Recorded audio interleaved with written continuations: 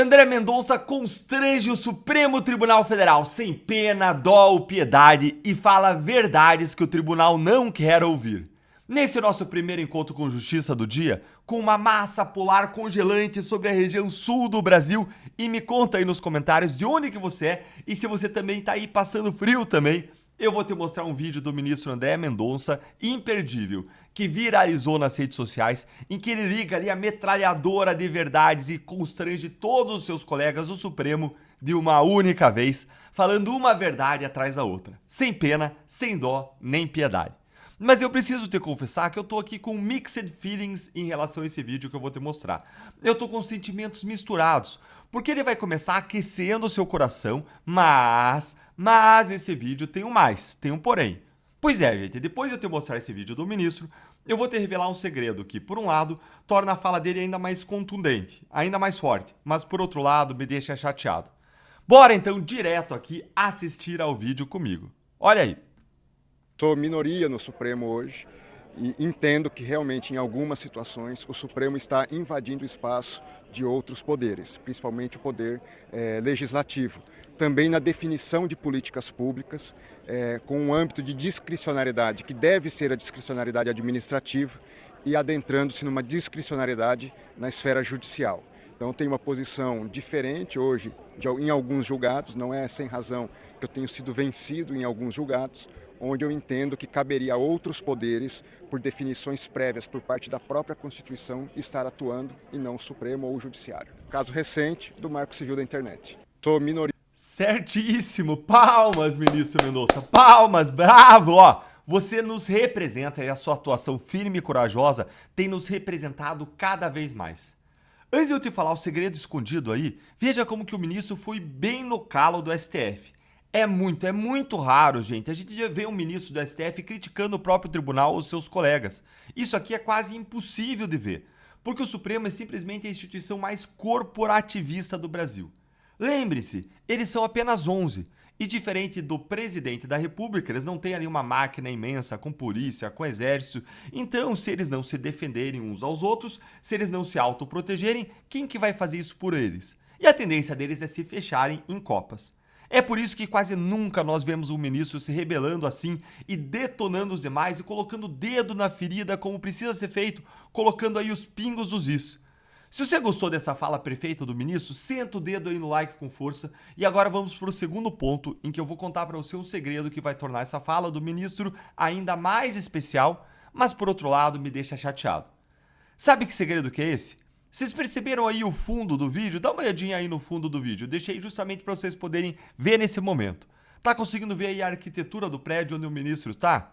Pois é, gente. Ele tá em Lisboa, em Portugal, pro Gilmar Palusa. Aquele evento jurídico organizado todos os anos por Gilmar Mendes, que logo se transforma em uma verdadeira farra entre os poderes e a elite empresarial do Brasil. O que torna essa fala do ministro André Mendonça ainda mais corajosa é justamente o fato de que ele disse tudo isso lá no Gilmar Palusa.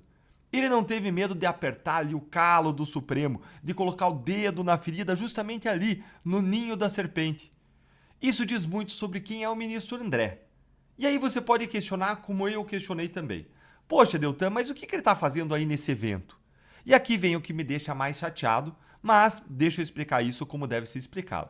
A gente tem que deixar bem claro uma coisa. A gente tem muitas críticas ao Gilmar Palusa e a principal delas é por conta da promiscuidade entre o público e o privado que costuma acontecer nesse tipo de evento. Mas tem também uma segunda crítica, que é a falta de transparência a respeito de quem está pagando todas essas autoridades para elas viajarem para Lisboa todos os anos.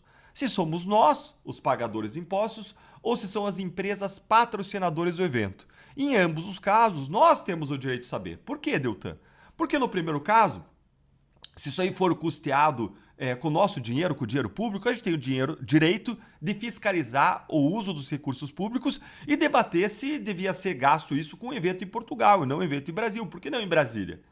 E no segundo caso isso aí seja tudo bancado por empresas, patrocinadoras, a gente tem o direito de saber quem que são essas empresas que estão pagando, porque isso pode gerar aí conflito de interesses. Porque muitas dessas empresas patrocinadoras, se não todas, elas têm processos do interesse delas perante o Supremo.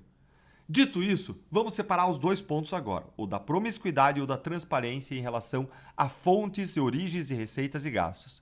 Em relação ao primeiro ponto, da promiscuidade dos convescotes, se tem uma pessoa que até hoje não nos deu motivo nenhum para qualquer tipo de desconfiança, que a gente nunca viu participando da farra, da promiscuidade, do relacionamento com corruptos investigados, esse é o ministro André Mendonça. O problema do Gilmar Palusa não são as palestras, eventos acadêmicos em que é super ok você ir lá e participar. Mas o problema é a pouca vergonha que acontece lá nos escurinhos, nos bastidores, entre as autoridades e os empresários, tudo regado a muito vinho do Porto e bacalhau à portuguesa. O ministro André Mendonça até hoje não nos deu nenhuma razão para acreditar que ele ultrapasse a linha da lei, quer para beneficiar amigos ou então para prejudicar inimigos, pelo contrário. E eu quero mais é que ele vá lá e solte o verbo, porque os pingos dos is precisam ser colocados, onde ele estiver, como ele brilhantemente fez aqui também no julgamento do Marco Civil da Internet. Agora, em relação ao segundo ponto da transparência em relação aos gastos, o STF já informou em uma matéria da Folha de São Paulo, olha aqui, essa matéria aqui, o STF informou para a Folha que não está custeando a ida de nenhum ministro por Gilmar Palusa, o que significa que ou os ministros estão indo com recursos próprios, aí ok, cada um gasta o dinheiro como quer, ou organizadores e patrocinadores estão pagando os custos. Nenhum dos ministros respondeu para a Folha de São Paulo sobre quem que vai arcar com as despesas das viagens. E isso é sim um problema que a gente tem que apontar. A sociedade tem o direito de saber quem que está pagando e todos os ministros deveriam ir a público abrir essa informação, que é de interesse público. E eu não achei essa informação. Se alguém tiver aí, coloca nos comentários e se eu vier tomar conhecimento, vou postar aqui nas minhas redes. Mas saibam que vários tribunais e órgãos públicos estão pagando pelas passagens diárias para os seus integrantes irem para Portugal, o que também é uma questão que a gente precisa discutir, porque só no ano passado, apenas Câmara e Senado gastaram 600 mil reais com esse evento. E depois ainda vem o governo Lula aí querer aumentar os impostos nossos para pagar a conta. E agora eu quero ouvir a sua opinião. O que você achou disso tudo que eu te falei? Você também ficou aí com mixed feelings, com uma mistura de sentimentos como eu?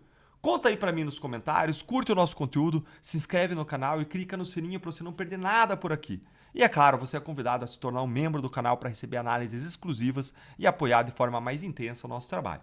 Um grande abraço e até o próximo vídeo.